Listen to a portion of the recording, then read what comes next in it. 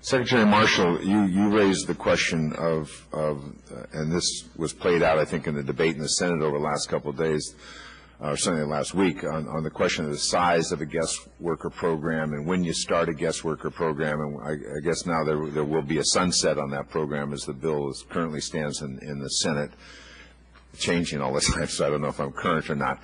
But this question is, we're going to go through the process of trying to regularize the status of some 11 million people, the figure's 11 million or more or less, in the country. And at the same time, you're going to have, the purpose is to have a fairly large guest worker program at the same time. You suggest that those two things may not make the most sense to do at exactly the same time until we know the status and redetermine the status of people who are already here.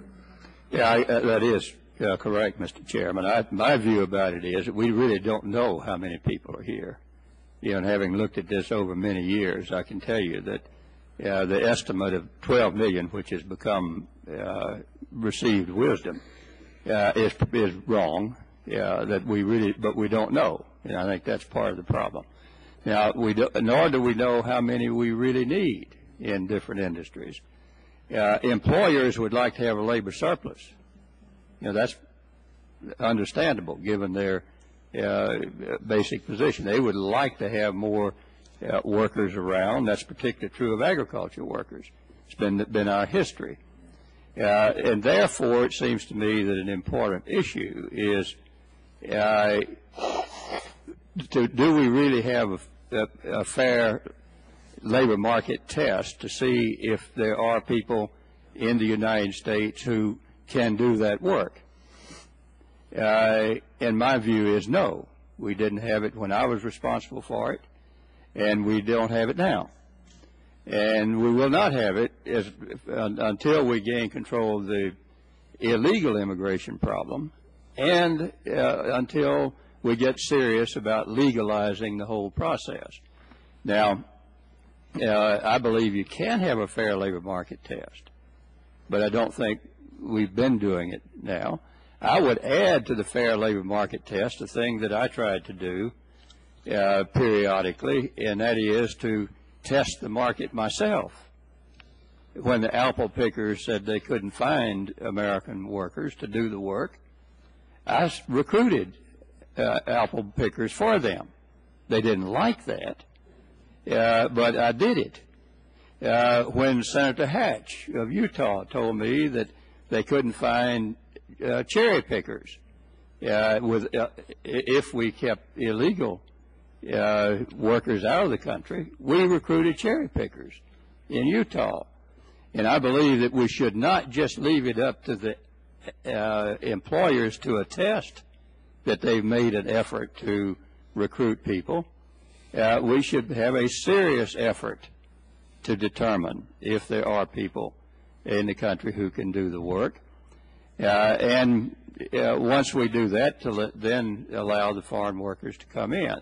I agree that the process now is too bureaucratic and time-consuming, but we can fix that. I think you will always have some time in order to make an accurate and adequate labor market test. Now, the other issue that you have to address is what should be the standard for the recruitment of the foreign workers.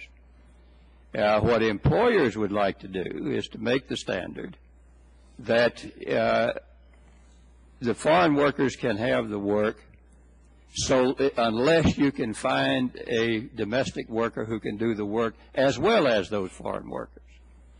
That's an illegitimate standard in my judgment, because what employers frequently do is to cream the workforces in other countries.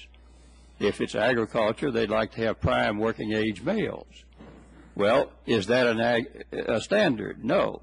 A good bit of what the recruiters do would be illegal if done in this country, would violate our anti-discrimination laws. So fixing the standard, and I think that can be done. But there needs to be agreement on that. And the question is, what is the legitimate minimum standard required to test the market. If you only want to get heroes and super workers to be your standard, then you will have a hard time finding a lot of people in the United States to do it, but I don't think that's a legitimate standard.